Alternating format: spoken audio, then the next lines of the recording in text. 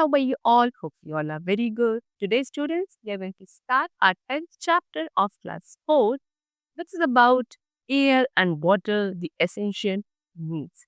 So, students, today we have to discuss these two essential needs for the survival of life on the earth, which are air and water. Okay? Chalo. So, let's begin our chapter with the first topic, which is about air. So basically, first we have to discuss that what do we mean by air. Okay? See, air is all around us. We cannot see it, but we can feel it. Our earth is surrounded by air. This cover of air is called the atmosphere. Moving air is called wind. Okay so student air क्या है air हमारे surroundings में चारों तरफ जो एक thin layer है air की है ना वो उसने क्या कर रखा है हमारे अर्थ के सरफेस को चारों तरफ से कवर किया हुआ है there is a thin blanket of air which is surrounded around the surface of the earth and it is known as atmosphere ठीक है उसे क्या बोलते हैं एटमॉस्फेयर कहते हैं हमारे चारों तरफ जो ब्लो कर रही है that is air and with the air which is moving that is known as wind तो मूविंग एयर को क्या बोला जाता है विंड कहा जाता है Now the sun plays an important role in determining the weather of the earth. The sun gives heat and light to the earth. The heat of the sun warms water, which makes the air warm too. Warm air is light. The warm air being light rises up and cool air moves in to occupy the space left empty by the warm air. Thus air moves. A gentle wind is called breeze. Breeze is of two types, sea breeze and land breeze. तो student अब बात करें यहाँ पे सन की तो सन क्या करता है एक बहुत इंपॉर्टेंट रोल प्ले करता है अर्थ के वेदर को डिटरमाइन करने में कि अर्थ की वेदर कंडीशंस कब कहाँ कैसी होंगी that is being regulated by the sun okay देखो सन हमें क्या प्रोवाइड करता है हीट एनर्जी लाइट एनर्जी ये सब सन हमें प्रोवाइड करता है सन की जो हीट होती है वो क्या करती है वाटर को वार्म करती है ना और जब वो जो वाटर है वो वार्म हो जाता है तो वो वाटर वेपर में कन्वर्ट हो जाता है एक एयर या पूरा गैसेस स्टेट में आ जाता है और क्योंकि वार्म एयर लाइट होती है तो वो ऊपर की तरफ राइज होने लगती है वार्म एयर तो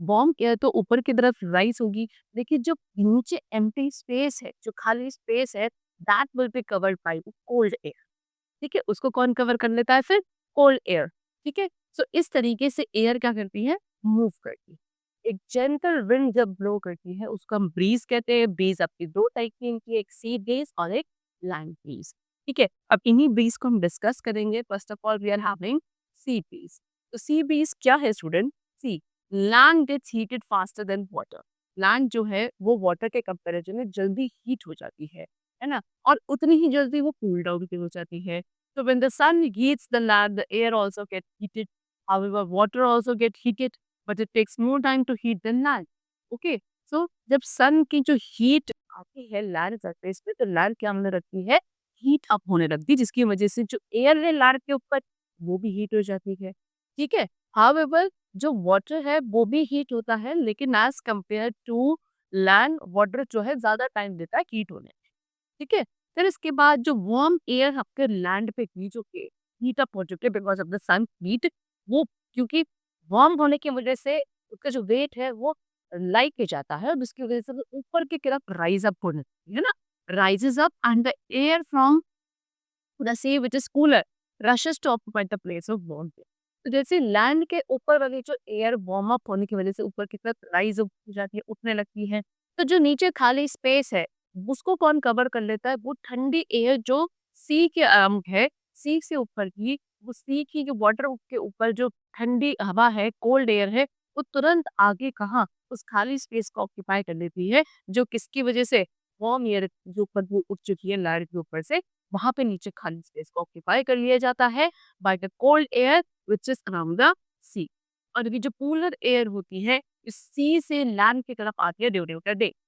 जो ठंडी हवा सी से लैंड की तरफ आते during the day this is as sea peaks okay see we have shown you in the picture also ये देखो ये है लैंड पोर्शन है यहाँ से जो वार्म एयर है ठीक है वो ऊपर की तरफ राइज हो गई तो warm air from land other है और ये जो सी है यहाँ से जो कूल एयर है वो किधर आके वो इस खाली स्पेस पर आती है जो कि कहा था आपका वार्म एयर की वजह से खाली हो चुका है तो इसे कहते हैं sea breeze and it happens during the day time ठीक है चलो now we come to the land breeze land breeze कब होता है student at the time of night रात के वक़्त जब तक लैंड कूल हो जाती है, मैंने आपको बोला था land as compare to water heat up भी जल्दी होता है और कूल डाउन भी जल्दी होता है। तो रात के वक़्त जब लैंड कूल डाउन हो जाती है as compare to sea water comparison में जल्दी कूल डाउन हो जाती है। अब जो एयर है above the sea is warm and the air on the land is cool. The air above the sea being warm rises up and cool air moves from land to occupy its space. Thus, the blowing of air from the land to the sea is called land breeze. तो जो सी के ऊपर वाला पानी था, air थी, वो क्या है वहाँ पे अभी ज़्यादा वार्मनेस है as compare to land. Land जल्दी कूल डाउन हो गई रात के वक़्त। अब वहाँ की जो वार्म एयर है, वो लाइट होने की वज़ह से ऊपर की तरफ राइज़ होने लगती है और जो ठंडी एयर है, कूल एयर है फ्रॉम द लैंड, वो जल्दी से रश होके वो खाली स्पेस को, एम्प्टी स्पेस को ऑक्यूपाई कर लेती है ना? सो ये जो मूविंग है it's the air a cold air a from land to sea during the night time it is known as land breeze. ठीक है? चलो। तो देखो ये पिक्चर में गिवन है, ये सी है, वाटर है, ये वार्म है और वार्म होने की वजह से यहाँ से जो एयर निकल रही है वार्म एयर ऊपर की तरफ राइज़ होगी। ये आपका क्या है लैंड वाला पोर्शन है, रात का वक़्त है, लैंड वाले पोर्शन में से जो कूल लैंड ब्रीज़ है, ठंडी हवा है, वो कहाँ की तरफ ब्रश हो रही है? सी की तरफ। इसे बोलते हैं लैंड ब्रीज़। ओके? चलो, now we come to water cycle. तो वाटर साइकिल क्या है स्टूडेंट? वाटर साइकिल एक कॉन्टिन्यूअसली अकरिंग फिनोमेना है यानी कि हमेशा चलने वाला फिनोमेना है जो हमारे देशों में चलता रहता है। The sun heats the water in the water bodies due to the heat of the sun. Water gets warm and forms water vapor. It gets evaporated. The water vapors are warm and being warm, these are light and rise upwards. On reaching a height, when the air is cool, the water vapors cool down and condense. When they condense, they become water droplets and come together to form clouds. So student, water cycle एक continuously चलने वाला phenomena है. Actually में क्या होता है जब during the day time सन की हीट जब लैंड सरफेस पे आती है और जो हम वाटर बॉडीज है उसके पानी को क्या करते हैं हीट प्रोवाइड करने से वो पानी गर्म हो जाना है और वो किसमें कन्वर्ट होने लगता है वाटर वाटर वेपर स्टेट में आने लगता है due to the process of evaporation. अब वो वाटर वेपर क्योंकि हीट अप हो चुके हैं वार्म अप हो चुके हैं तो वो हल्के हो जाते हैं लाइट होने की वजह से वो ऊपर की तरफ राइज होने लगते हैं कहाँ जाने लगते हैं इन द स्काई। जैसे ही वो एक हाइट तक ऊपर चले जाते हैं, वहाँ जाके जब एयर कूल होने लगती है और एटमॉस्फेयर ठंडा होने लगता है, वहाँ जाके वो वाटर वेपर दोबारा से क्या होने लगते हैं, कंडेंस होने लगते हैं। कंडेंस होने के बाद ये वाटर वेपर दोबारा से इसमें वाटर ड्रॉपलेट्स की स्टेट में आ जाते हैं और ये सारे वाटर ड्रॉपलेट एक साथ ही क्या जॉइन होके क्या बनाते हैं, क्लाउड्स बनाते हैं। ठीक है? चलो, फिर when the clouds are not able to hold them, they pour down on the earth in the form of rain, some rainwater seeps the earth and some gets collected in the water bodies, where it again evaporates, emits and pours down as rain. The cycle keeps on going continuously and it's known as the water cycle. तो जब और जैसे जैसे इन clouds के अंदर water droplets collect होती जाती हैं, जब क्लाउड्स के लिए इन वाटर ड्रॉपलेट्स को होल्ड करना ज़्यादा हो जाता है, फिर क्लाउड्स क्या करते हैं, इनको नीचे की तरफ फॉल डाउन कर देते हैं प्रेसिपिटेशन हो जाता है और सारा पानी जो है वो इन the form of rain water दोबारा लैंड का फेस पे आ जाता है। कुछ पानी होता है जो लैंड में अंदर की तरह सीप होता है और अंडरग्राउंड वाटर में चला जाता है और कुछ पानी दोबारा से कलेक्ट होकर छोटी-छोटी वाटर बॉडीज में चला जाता है। वाटर बॉडीज से फिर वो लार्ज वाटर बॉडीज में चला जाता है। फिर वहाँ जाके वापस को इवापोरेट होता है, फिर कंडेंस होता है, फिर प्रेसिपिटेट होता है। इस तरीके से ये साइकिल जो है वाटर की वो कंटिन्यूअसली चलती रहती है। And this cycle of the water is only known as water cycle. ठीक है? सी देखो ये क्या है?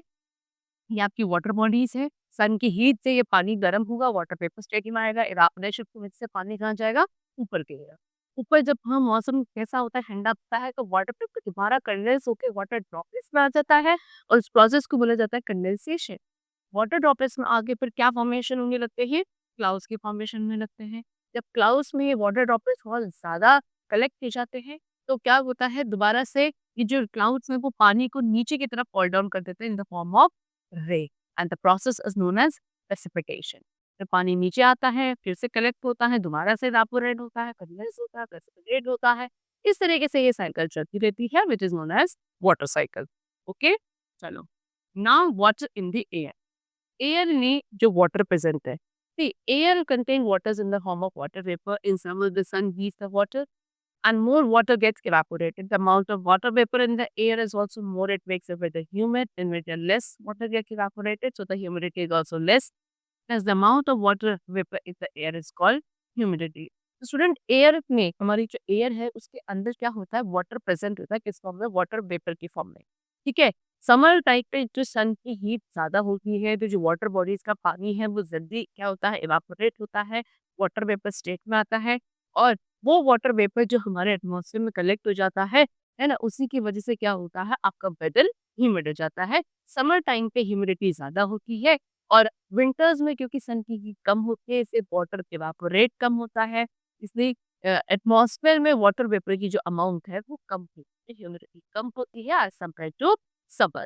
ठीक है, now what do we mean by humidity, the amount of water vapour which is present in the atmosphere, हमारे एटमॉस्फेयर में, हमारी एयर में कितना amount of water vapour present है, that is known as humidity. ठीक है, सो जो वाटर वेपर जैसे ही फिर किसी कूल एयर के कांटेक्ट में आते हैं वो ठंडे हो जाते हैं, जिसको हम कंडेंसेशन बोलते हैं, है ना। जैसे अभी वाटर साइकिल में आपने पढ़ा था, वाटर साइकिल में क्या हुआ था, जैसे ही वाटर वेपर ऊपर जाते थे तो ऊपर का एटमॉस्फेयर ठंडा था जिसकी वजह से वो वहां जाके दोबारा से वाटर ड्रॉपलेट्स में कन्वर्ट हो जाता है, this is what is known as condensation. ठीक है, तो जैसे ये कूल होते हैं तो वो दोबारा से ड्रॉपलेट्स के फॉर्म में आ जाते हैं और क्लाउड्स बना लेते हैं। जब क्लाउड्स हैवी हो जाते हैं, वाटर ड्रॉपलेट्स को होल्ड नहीं कर पाते हैं, they fall on the earth as rain. ठीक है, चलो, now we come to the topic precipitation. What do we mean by precipitation? So, the falling of droplets on the earth is called precipitation. ठीक है, water droplets का earth surface पे fall down होना, that is known as precipitation. Precipitation की बहुत सारी forms है जैसे कि dew, frost, fog और mist, snow and hail. ठीक है, तो सबसे पहले dew क्या होता है? Dew is formed when the water vapor comes in contact with cold things like grass and condenses and forms dew. Due कब बनता है, जब वाटर वेपर कोई ठंडी चीजों के कांटेक्ट में आते हैं। वाटर वेपर जब कोल्ड थिंग से कांटेक्ट में आएंगे जैसे कि ग्रास वगैरह में, तो वहां आके वो कंडेंस होंगे और फिर क्या फॉर्म करेंगे, ड्यू। ठीक है, नेक्स्ट इज फ्रॉस्ट। फ्रॉस्ट क्या है, ये ड्यू की ही फ्रोजन फॉर्म है। ठीक है, जब वाटर वेपर, एयर में जो वाटर वेपर है वो फ्रीज हो जाते हैं कंडेंसेशन होने पर, तब फ्रॉस्ट फॉर्म होता है, फ्रॉस्ट बनता है। Then we come to fog और मिस्ट। फॉग क्या है, ये एक क्लाउड है किसका, वाटर वेपर का नियर द ग्राउंड। ग्राउंड के पास वाटर वेपर का जब क्लाउड होने लगता है उसको हम फॉग कहते हैं। फॉग से विजिबिलिटी कम हो जाती है, see this is the condition of fog, this was Frost and this is due. ठीक है, सो विजिबिलिटी कम हो जाती है फॉग के टाइप पे, क्या होता है एक्चुअली, वाटर वेपर कंडेंस हो जाते हैं। ठीक है, on the dust particles, air में जो डस्ट पार्टिकल्स होते हैं उनके साथ जाकर वाटर वेपर आपके कंडेंस हो जाते हैं, इसलिए विजिबिलिटी बिल्कुल जीरो हो जाती है। नेक्स्ट पे कम टू स्नो। स्नो का फॉर्मेशन कब होता है स्टूडेंट्स, स्नो का फॉर्मेशन होता है, snow is formed when water vapour cools down quickly and suddenly water vapours get freezed before it could condense into water. तो स्नो का फॉर्मेशन तब होता है जब वाटर वेपर कूल होते हैं एकदम से, यानी कि क्विकली एंड सडनली, अचानक से जब वाटर वेपर बिल्कुल ठंडे हो जाते हैं तब आपका स्नो का फॉर्मेशन होता है, यानी कि वाटर वेपर का फ्रीज हो जाना, है ना। अगर वाटर वेपर कंडेंस होता है तो कंडेंस होकर वो वाटर बना देता है, वाटर ड्रॉपलेट्स में कन्वर्ट हो जाता है, लेकिन जब वाटर वेपर फ्रीज हो जाता है तब क्या होता है, स्नो का फॉर्मेशन होता है।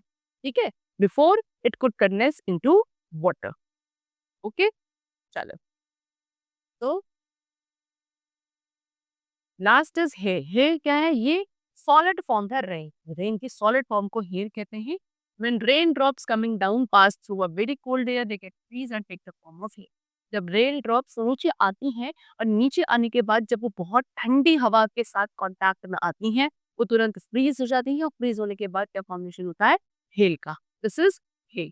ठीक है, जो ओले पड़ते हैं उसको आप हेल कहते हैं, ओले सुना होगा, that is hello and this is snow. Okay, चलो student, the chapter is completed over here. Hope you all liked and understood the chapter very well. We'll meet you very soon. Thank you, everyone.